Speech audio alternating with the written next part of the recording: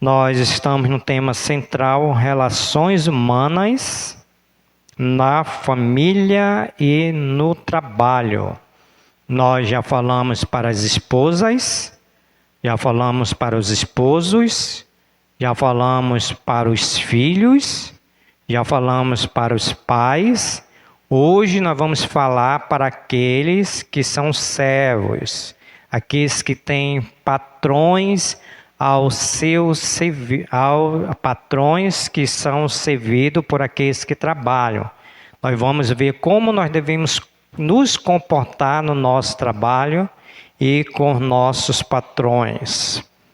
Colossenses, capítulo número 3. Eu vou ler, irmãos, somente a seção que vai corresponder o subtema de número 4, que é os princípios de Deus para o relacionamento entre servos e senhores.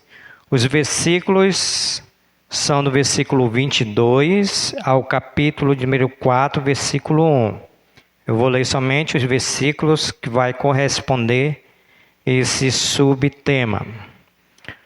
Colossenses capítulo 3, versículo 22, ele nos diz assim: servos, obedecei em tudo a vosso Senhor, segundo a carne, não servindo apenas sobre vigilância, visando tão somente agradar a homens, mas em sigileza de coração, temendo ao Senhor.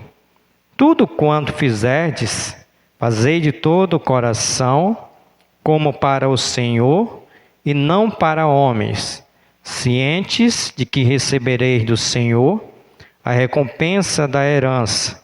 A Cristo, o Senhor, é que estáis servindo. Pois aquele que faz injustiça, receberá em troco a injustiça feita. E nisto não há acepção de pessoas. Senhores, tratai os servos com justiça e com equidade, certos de que também vós tendes Senhor no céu. Vou pedir para o diácono Elielso que nos leve a Deus com uma palavra de oração, pedindo a iluminação do Santo Espírito para nós essa noite.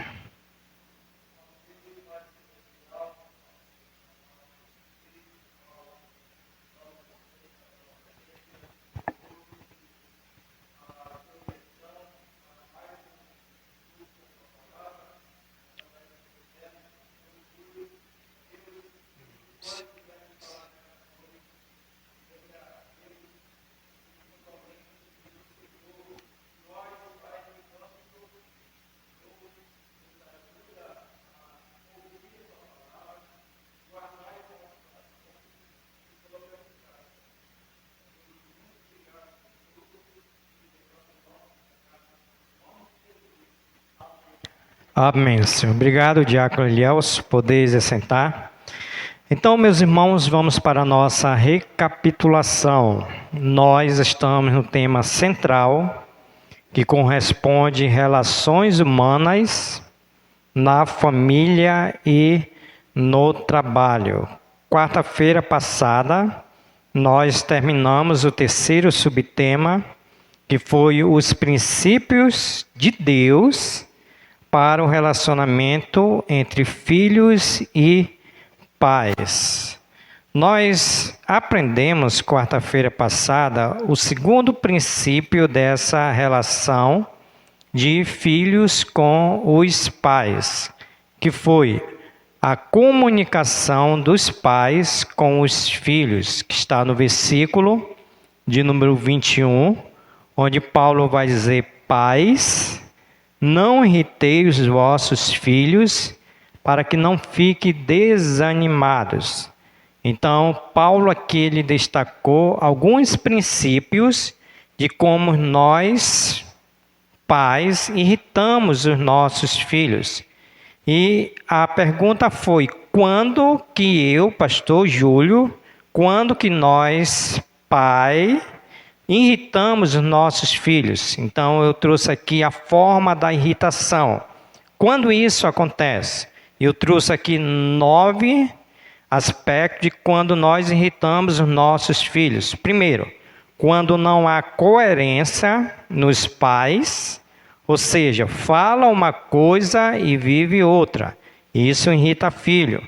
Segundo, quando não há regras claras na disciplina, ou seja, os filhos são no momento elogiados e no outro disciplinado pela mesma atitude. Também isso irrita filho. Em terceiro, quando não há diálogo entre pais e os filhos também ficam irritados. Em quarto lugar, quando há injustiça ou excessiva severidade. Isso também irrita os filhos. Eu expliquei todos esses pontos aqui e ilustrei de forma prática. Quinto, quando os pais não têm tempo para ouvir, orientar e ajudar os filhos em sua necessidade. Também os filhos ficam irritados. Sexto, quando os pais comparam um filho com o outro e despertam entre eles ciúmes, inveja e ódio. Isso também irrita filho. Quando pai, sétimo, e mãe entram em conflito acerca da maneira de orientar os filhos, também isso irrita filhos. Oitavo, quando os pais são permissivos ou duros demais com os filhos. E nono e último, quando os pais brigam o tempo todo ou desfazem os laços do casamento pelo divórcio, os filhos eles ficam irados e irritados. Então essa foi a forma da irritação. A gravidade da irritação foi pecado contra Deus e pecado contra os filhos também. Então nós temos a forma e agora nós temos a gravidade. Quando nós irritamos os nossos filhos, nós pecamos contra Deus, porque é uma ordem, Paulo está dizendo, pais, não irritei os vossos filhos, e nós também pecamos contra os nossos filhos. Então, nós temos aqui a gravidade da irritação. E o resultado da irritação, Paulo vai dizer assim, pais, não irritei os vossos filhos, para que não fiquem desanimados. Então, o resultado é que nós vamos ter filhos dentro de casa desanimados, ok? Então, foi o que nós estudamos quarta-feira passada. Nesse momento, nós iremos para o quarto subtema, que é os princípios de Deus para o relacionamento entre servos e senhores. Para aqueles que têm patrões, para aqueles que trabalham, esse vai ser o subtema de hoje. Eu vou ler aqui, começando a ler uma nota que não está aí, mas diz assim rápido. Diz que a igreja nasceu numa sociedade em que a escravidão humana era uma instituição aceita. O que ele está dizendo? Que quando a igreja nasceu, ela nasceu nessa sociedade que a escravidão era uma instituição aceita, sancionada pela lei e fazia parte da civilização. Ou seja, o problema não era da aceitação da instituição em si, nem de como reagir a uma existência pela sua abolição, mas da maneira como os servos eram tratados, da maneira como os patrões tratavam os seus servos. Então, Paulo aqui, ele traz para nós essa introdução para nós sabermos como nós devemos nos comportar nos nossos trabalhos e para nós sabermos como os patrões devem agir conosco. Diante disso, eu gostaria de trazer aqui alguns princípios fundamentais que devem reger o relacionamento dos servos e dos senhores. Então, hoje nós vamos tratar somente a parte dos servos, e quarta-feira que vem nós vamos tratar a parte dos senhores, ilustrada pelos patrões. Então, aqui o primeiro princípio, a obediência dos servos aos seus senhores. Versículo de número 22, Paulo vai dizer assim, servos, que são aqueles que trabalham para patrões, obedecei em tudo a vosso Senhor, segundo a carne, não servindo apenas sobre vigilância, visando tão somente agradar a homens, mas em sigileza de coração, temendo ao Senhor. Então, a nota de William Widrick diz assim, que nenhuma parte das Escrituras vai afirmar que a escravidão em si é uma ordenança divina. Porque essa palavra escravo, no grego, quer dizer servos. Tá? No período romano aqui, né, as pessoas elas tinham servos, elas tinham escravidão. Mas o que ele está dizendo aqui, que nenhuma parte da Bíblia afirma essa ordenança divina de escravidão. Ao contrário do matrimônio, da família, do repouso, do governo humano, e por isso mesmo não agradar ao Senhor, e por isso mesmo não agrada ao Senhor que o homem seja o dono do outro. Ou seja, no contexto aqui do Império Romano, tinham servos, tinham escravos, onde os patrões eram aqueles que oprimiam os seus servos, os seus escravos. Mas Paulo aqui ele escreve essa carta para fazer essa correção, que o sentido agora de servo, que era da parte do grego, possa ser transferido, claro, ainda é escravo, mas possa ser transferido de forma digna. Ou seja, nós como servos, nós temos patrões e devemos obedecer aos patrões. Então, Paulo aqui não aconselhou rebelião aberta de escravo contra os seus senhores.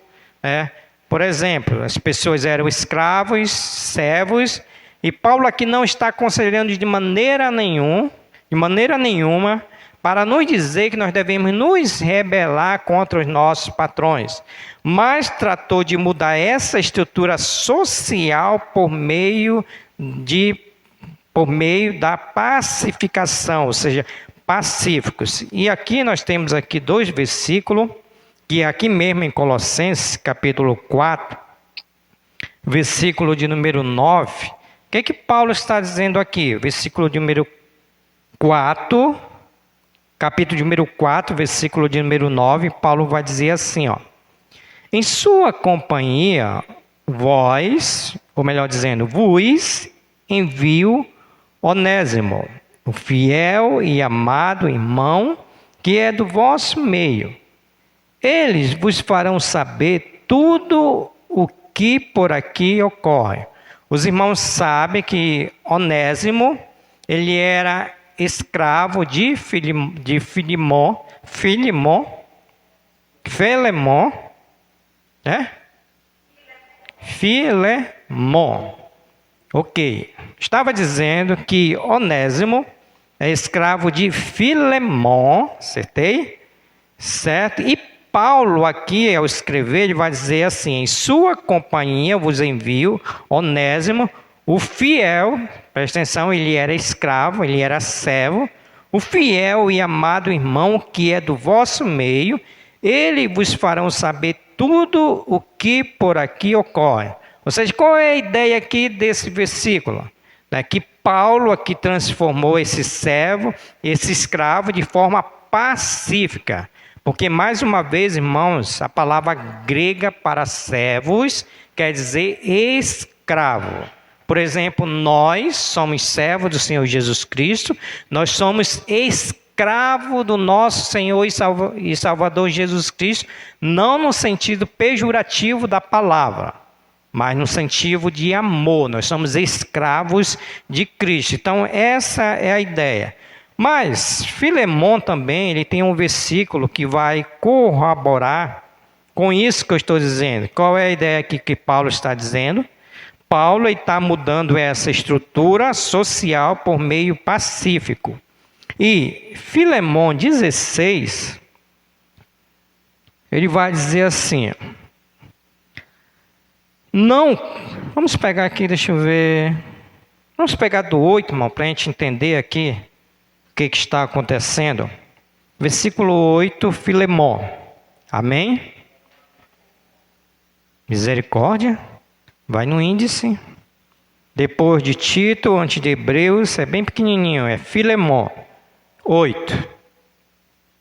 Segundo os comentaristas, não tem capítulo, só tem versículo. Então é versículo 8 ao 16. Vamos lá. Pois bem, ainda que eu sinta plena liberdade em Cristo para te ordenar o que convém, Paulo escrevendo aqui para Filemão, prefiro todavia solicitar em nome do amor, sendo que sou Paulo, o velho, e agora até prisioneiro de Cristo Jesus.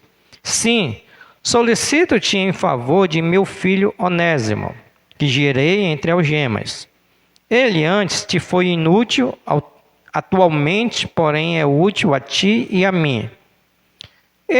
Tu, envio de volta em pessoa, quero dizer, o meu próprio coração.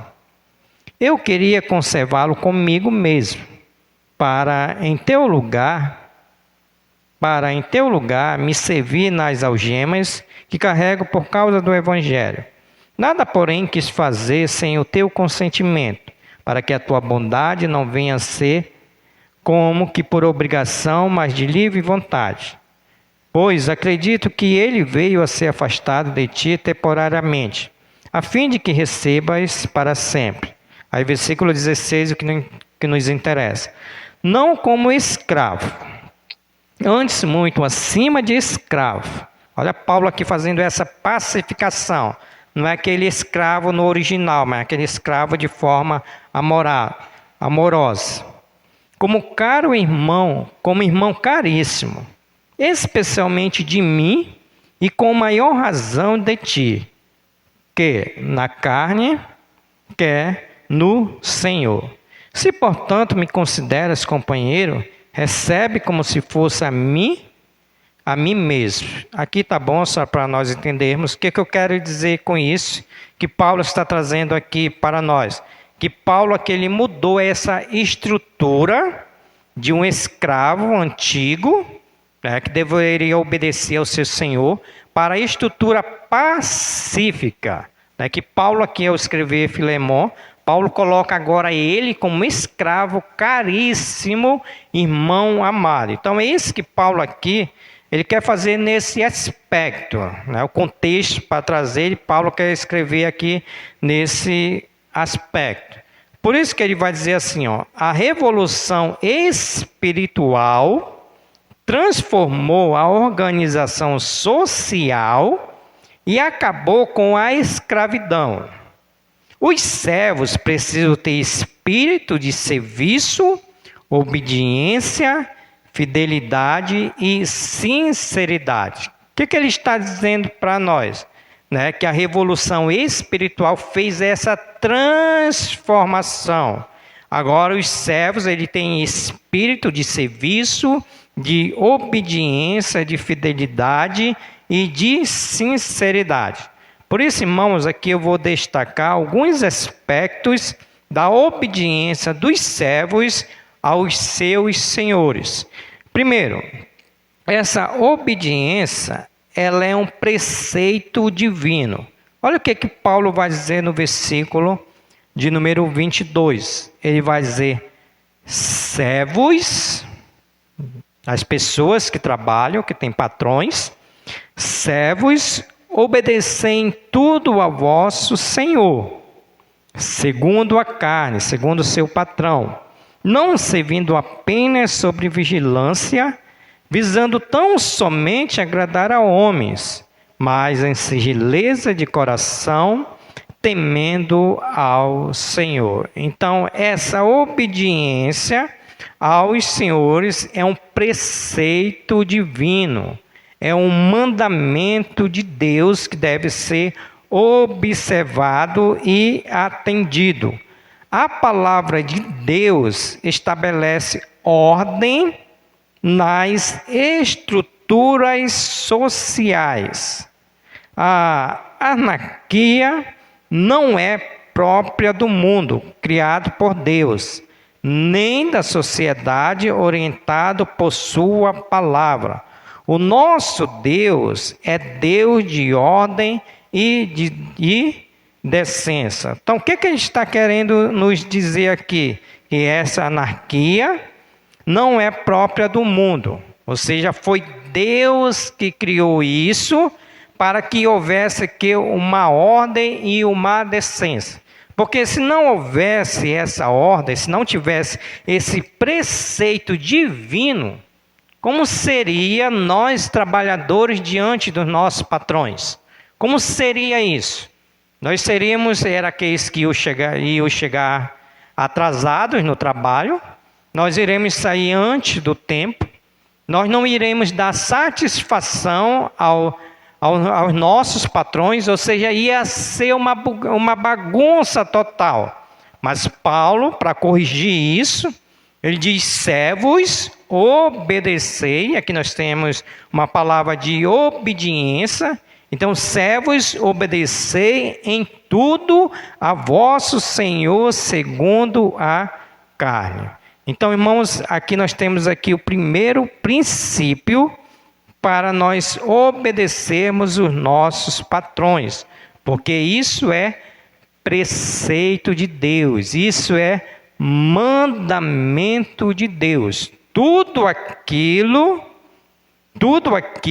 que os nossos patrões pedirem, claro, de uma forma lícita, tá? Nós devemos obedecer, porque é mandamento de Deus. Fazendo a primeira aplicação, irmãos, será que nós estamos enquadrados nesses mandamentos de obediência de Deus? Como é que rege no sentido de o servo ser obediente ao seu Senhor? Irmãos, porque eu conheço muitas pessoas que não honram os seus patrões. Primeiro, tem alguns que chegam atrasados nos seus trabalhos. O patrão diz lá o horário é para chegar às 7 horas, então tem que chegar às 7 horas, devemos obedecer. Então, essa é uma forma de obedecer. Tem outros que, além de chegar atrasado, não faz aquilo que os patrões pedem, são desobedientes aos seus patrões. Isso é uma forma de desobedecer também, mas Paulo está dizendo que nós devemos obedecer em tudo. Então, é uma forma de nós prestarmos glorificação ao nosso Deus por estarmos obedecendo esse preceito de Deus. Então, é assim que nós temos essa obediência. O segundo princípio, a obediência dos servos aos seus senhores, ela deve ser integral e ampla. A ordem de Paulo aqui é obedecer em algumas coisas. Olha, não estão lendo a Bíblia. Eu vou falar heresia e vocês vão aceitar, irmãos. Sim, eu falei certo ou errado? A ordem que Paulo está dizendo aqui é: servos, trabalhadores, obedeçam em algumas coisas. Paulo está dizendo assim: a ordem de Paulo é obedecer em tudo. Em tudo. O patrão pede para chegar cedo, você obedece.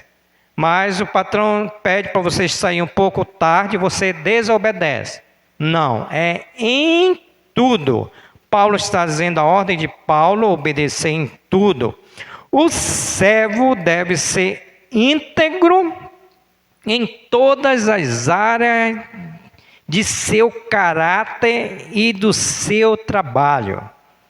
O empregado cristão precisa ser uma pessoa confiável, ele não pode fazer cera no trabalho, nem subtrair do seu patrão coisa alguma. Precisa ser absolutamente honesto, porque essa obediência ela tem que ser integral e ampla. Você conhece aquele trabalhador enrolão que vai trabalhar e fica dormindo dentro do banheiro? Você conhece aquele trabalhador que, para justificar sua falta, vai lá qual é o que pega lá o atestado? Vai lá no médico, vai mentir lá dizendo que está doente, na verdade não está doente, só para justificar a sua falta? É isso que Paulo está dizendo aqui, irmãos. Tem muitas pessoas que não obedecem integralmente. Então, o que ele está dizendo aqui? Que o trabalhador ele tem que ser confiável. O meu patrão ele tem que ter confiabilidade em mim. Eu não devo ficar fazendo cera, enrolando no trabalho para dar o horário para mim ir embora. Eu não devo subtrair do meu patrão nenhum tipo de coisa. Eu devo ser honesto no meu trabalho. Então, essa ordem aqui que Paulo está nos dizendo é uma obediência de um princípio que a palavra do Senhor nos diz: servos, obedecei em tudo a vosso Senhor. Você conhece pessoas assim? Ou nós somos assim? Das vezes nós somos assim, né, irmãos? Não quero generalizar, mas eu conheço algumas conversas de alguns servos aí, né, que trabalham, ficam enrolando no trabalho, que tentam enganar o seu patrão. Vai lá, pega o meu crachá, passa por mim. Diz que eu trabalhei tal horas a mais, estão em enrolação, fazendo cera, fazendo corpo mole para não trabalhar. Então não é Deus, não é dessa forma que nós iremos glorificar a Deus. Então, em primeiro lugar, é um preceito divino. Em segundo lugar, é uma ordem integral e ampla. E em terceiro lugar, esse princípio, essa obediência tem que ser sincera. Paulo vai dizer assim, o apóstolo Paulo acrescenta: não servindo apenas sobre vigilância. O empregado cristão não pode fazer corpo mole e ser relaxado no trabalho. É aquela ideia, se o patrão está do meu lado, estou ali trabalhando, né? Mas quando ele sai, eu paro de trabalhar. Isso, irmão, me fez lembrar que quando eu trabalhava na construção civil, eu trabalhava para o meu tio. Ele tinha uma moto que fazia barulho, eu era ajudante de pedreiro. Aí tinha uma moto que fazia barulho. Então, quando ele ia subindo a ladeira ali no distrito, quando ele ia subindo a ladeira, a moto dele fazia barulho, aí eu dizia assim: lá vem o tio Amiraldo, era meu tio. Lá vem o tio Amiraldo. A gente pegava, começava a bater a massa, começava a trabalhar, porque a gente sabia que ele já estava chegando. Então, a ideia que Paulo está dizendo é assim, né? Que muitas das vezes tem pessoas que não é sincera no seu trabalho e só trabalha quando o patrão está do lado. Quando ele sai, essa pessoa começa a enrolar, começa a fazer cera e não trabalha. Ou seja, ele precisa trabalhar com alegria, né? Porque tem muitos trabalhadores que vão murmurando, ainda mais na segunda-feira, né? Na segunda-feira, dia da ressaca, segundo alguns aí, esse trabalhador deve trabalhar com alegria, deve trabalhar com integridade, dar o melhor do seu tempo, do seu esforço, do seu talento na sua atividade, sem precisar ser cobrado ou vigiado. Porque tem trabalhadores, né, que tem que estar cobrando. Bora, meu irmão, vai fazer o teu serviço, faz o que tem que fazer. Paulo está dizendo que essa não é a ideia. Se o meu patrão está do meu lado, eu trabalho. Se ele sai, eu trabalho da mesma forma. Porque a palavra grega trabalhar à vista de, ou seja, só fazer o serviço que pode ser visto, a palavra também pode ter a ideia de só trabalhar quando o chefe está observando. Foi isso que eu acabei de falar, né? Mais uma vez, ele repete isso que eu acabei de falar. Quando o chefe está do lado, a pessoa trabalha, mas quando sai, a pessoa começa a enrolar. Rapi Martin diz que a ética na qual Paulo insiste é a da verdadeira motivação. O escravo deve ser diligente em suas tarefas, ainda que ninguém esteja ali para observá-lo e depois recompensá-lo por seu serviço esforçado, né? Então, o que ele está querendo nos dizer aqui? Que essa ética aqui que Paulo está nos trazendo, o insistir é da verdadeira motivação. Por que você está trabalhando ali? Só porque alguém está te vigiando? Não é dessa forma. A verdadeira motivação é que você é um trabalhador de Deus, você é confiável, você é sincero, você é alegre, não precisa que ninguém esteja te vigiando. Por isso que Paulo vai dizer aqui no versículo de número 22, não servindo apenas sobre vigilância, visando tão somente agradar a homens. Porque, irmãos, tem pessoas que trabalham para agradar a homens. Só que nós precisamos entender que o trabalho ele foi dado por Deus. E se o trabalho foi dado por Deus, nós devemos honrar a Deus, porque foi Deus que nos deu esse trabalho. Não está aí, mas está aqui. O trabalho deve ser feito de modo desinteressado, sem desejo de impressionar e assim galgar favor com o chefe. Ele está dizendo que deve ser desinteressado, não é só porque meu chefe está no meu lado que eu vou ter interesse. Não, e não somente para impressionar e galgar algum favor desse patrão. Não é somente isso. Não é somente para isso. Então, em terceiro lugar, ele deve ser sincero. O trabalhador deve ser sincero no seu trabalho.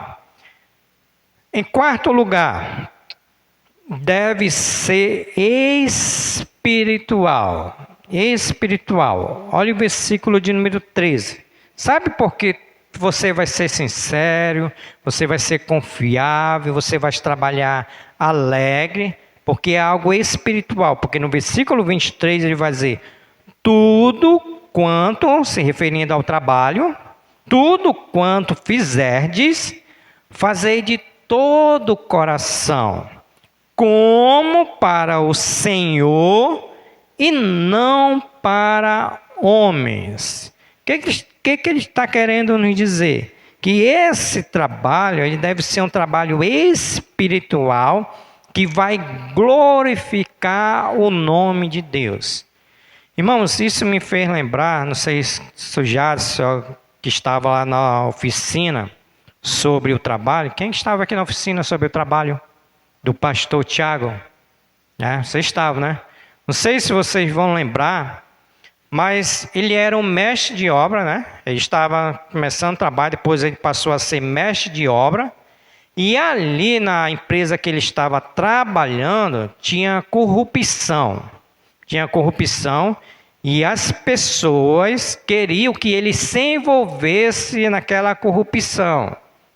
Então, o que ele fez? Ele saiu, né, ele abandonou esse trabalho, porque ele, como pastor, como servo do Senhor, ele não iria corresponder com aquela corrupção. E pasme, né? Segundo ele, né? A outra pessoa que queria que ele participasse da participação da corrupção era um pastor também. Certo? Estou errado? Né? Era um pastor também, não era? Então o pastor queria que ele participasse, continuasse da corrupção também.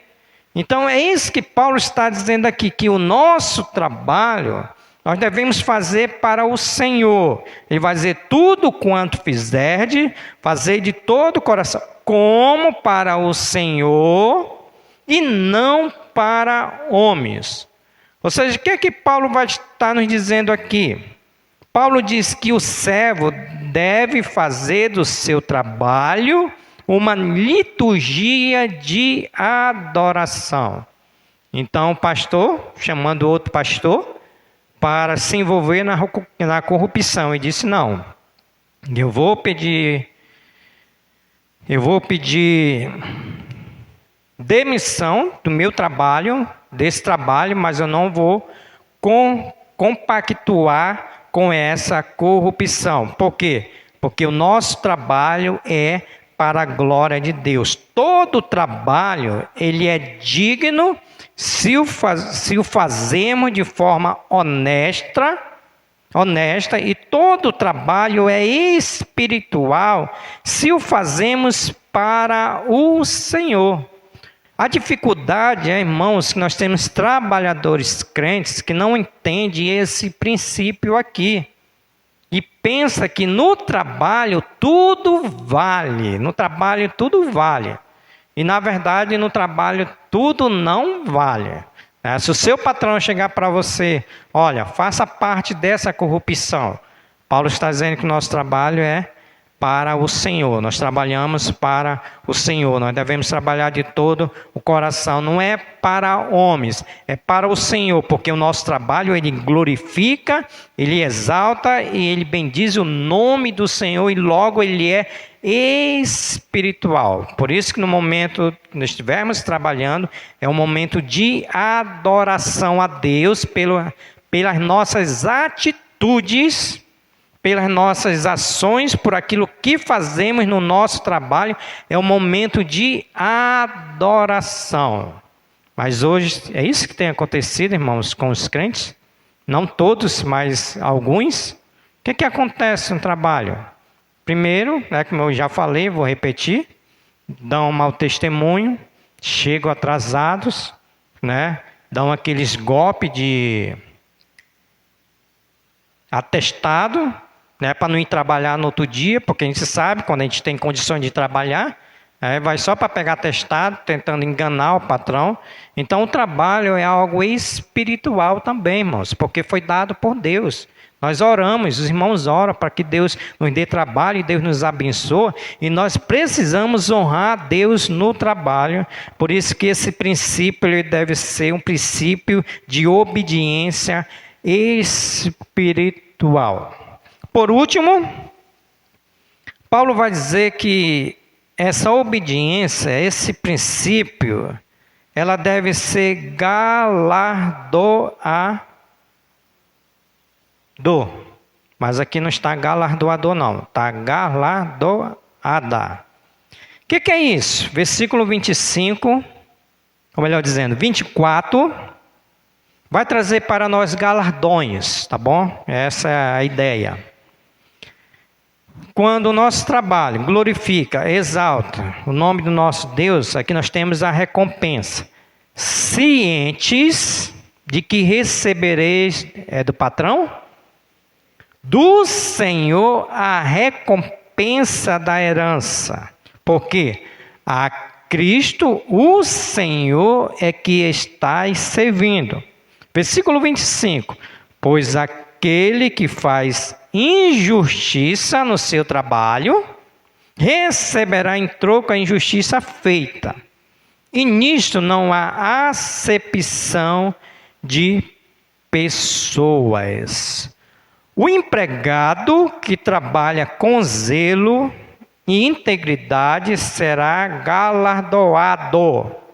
A recompensa pode até não vir do patrão, mas certamente vem do Senhor, Porque o versículo 24, cientes de que recebereis do Senhor a recompensa da herança. Paulo, ou melhor dizendo, Russell Shedd diz que o obreiro, o trabalhador deve estar consciente de que quem realmente paga o seu salário, a sua recompensa, não é o seu patrão, mas o Senhor.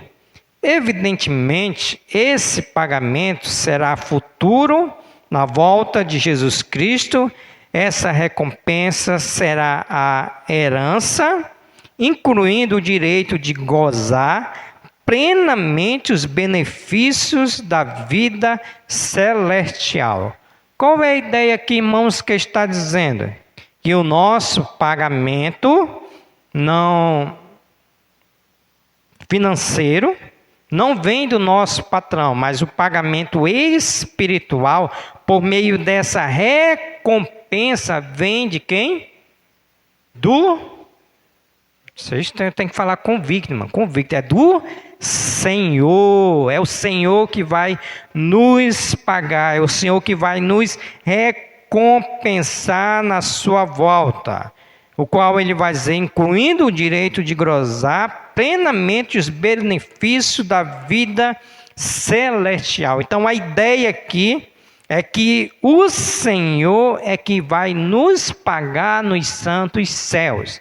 Ainda que os nossos patrões sejam injustos conosco, mas quando nós honrarmos a Deus pelo trabalho que temos, nós vamos receber essa recompensa do Senhor nos santos céus. Por isso, irmãos, vale a pena ser fiel por meio das nossas atitudes, ações, aos nossos trabalhos, porque nós temos uma recompensa não de homem, mas do Senhor. O empregado cristão deve ser o melhor funcionário de uma empresa. O empregado cristão deve ser o melhor funcionário de uma empresa. Deve ser o modelo e exemplo para os outros trabalhadores. Seu bom nome vale mais do que riquezas. Ele trafega do campo para o templo com a mesma devoção. Então, o que ele está dizendo? Nós, que temos a palavra de Deus, temos um princípio de Deus, nós devemos ser os melhores trabalhadores possíveis, porque o nosso trabalho, ele honra, ele glorifica o nome de Deus. Então, ele está dizendo que nós trafegamos do campo do trabalho para o templo com a mesma devoção. Ou seja, aquilo que nós somos no trabalho é aquilo que nós somos no templo ou na casa do Senhor. Por quê? O trabalhador cristão é aquele que glorifica a Deus por meio do seu trabalho e ali ele deve glorificar a Deus sendo um bom trabalhador. Sendo um bom trabalhador. Não como aqueles que estão no trabalho. Como o pastor também ilustrou lá, né? O pastor ilustrou lá. Tinha um lá que já estava 3 anos. Né? E nunca ninguém tinha identificado ele como crente. 3 anos já trabalhando. E nunca alguém tinha identificado ele como crente. Quando ele saiu, que parece que ele foi fazer uma despedida, e ele falou que ele era crente. A pessoa, como? Só via fazendo aquilo, como é que tu era crente desse jeito? Não, então é isso que ele está dizendo aqui, né? Que nós devemos ser os melhores trabalhadores, porque nós temos os princípios que regem toda a ordem e toda a decência de um trabalho. Toda a sua lida é litúrgica. Toda a sua lida no seu trabalho é litúrgica, pois faz do seu trabalho um tributo de glória ao Senhor. Por outro lado, o empregado infiel Assim como o patrão injusto não fica impune, eles receberão de volta a injustiça feita. O seu mal cairá sobre a sua própria cabeça. Eles colherão o que plantaram. Para me corrigir, são rápidos, né? Mas para falar a palavra com convicção, meu, o ser humano é assim, né? Agora me deu medo. Perdi até o raciocínio. Assim, eu estava pensando, irmão, já pensou assim, uma pessoa que começa trabalhando, aí enganando as pessoas, essa pessoa sobe e passa a ser patrão, né? Ela vai receber aquilo que ela plantou, porque o que a palavra do Senhor está dizendo no versículo 25? Pois aquele que faz injustiça, né? Agora ele é servo, aí ele cresce, Deus abençoa, ele tem uma empresa. O que vai acontecer? Pois aquele que faz injustiça receberá em troco a injustiça feita, e nisto não há acepção de pessoas. Então, cuidado vocês aí que hoje são empregados, mas nós vamos orar para que vocês sejam empresários, mas cuidado que aquilo que vocês estão semeando, chegando atrasado, ainda tarde de atestado, que não é para ir, os empregados de vocês, da empresa de vocês, podem fazer isso com vocês, porque isso é bíblico. Vocês cometeram uma injustiça e vão receber injustiça em troco. Por isso que está o último versículo aqui para nós. O apóstolo Paulo é categórico, pois aquele que faz injustiça receberá em troco a injustiça feita, e nisto não há acepção de pessoas. Aquilo que ele semeou, ele vai colher. Mas o ponto principal aqui é que nós vamos ser recompensados por Deus. Irmãos, vamos parar por aqui que eu preciso fazer uma aplicação final, tá bom? Para as nossas vidas. E a aplicação, irmãos, é que nós precisamos continuar sendo esses empregados que glorifiquem a Deus dentro dos nossos trabalhos. Nós precisamos ser esses empregados, onde há uma ordem e onde há uma decência. Se, por acaso, nós somos aqueles trabalhadores enrolões, que fazem cera, que não honram o patrão e nem a Deus, peça perdão a Deus. Diga: Senhor, eu aprendi essa noite que eu preciso te honrar no meu trabalho. E quando o meu patrão disse que é para chegar às 7 horas, eu vou chegar às 5 para as 7. Quando o meu patrão sair, eu vou trabalhar mais e não ficar enrolando. Quando meu patrão pedir para passar um pouco, eu vou obedecer a ele. Assim nós vamos glorificar a Deus. Está rindo de quê, irmã? Já fez muito isso, né? A manhã está dizendo que quando o patrão sair, ele sai junto. Faça isso não, irmãos, tá bom? Então essa é a aplicação final. Sejamos trabalhadores que glorifiquem a Deus nos nossos trabalhos. Amém? Se Deus quiser, quarta-feira que vem nós vamos para o segundo. Aí agora muda, tá bom? Aqui foi os trabalhadores. Quarta-feira vai ser o dever dos senhores com os seus servos, né? Hoje quem escutou foi a Geiciane, né? Quarta-feira que vem quem vai escutar é a irmã Eliana, que é a empresária aí. Então não falte. Tá bom, irmãos? Olha aí. Não, é a irmã Eliana que tem que olhar para ela primeiro. Olhar para ela e quarta-feira que vem tu olha para ela. É uma troca aí.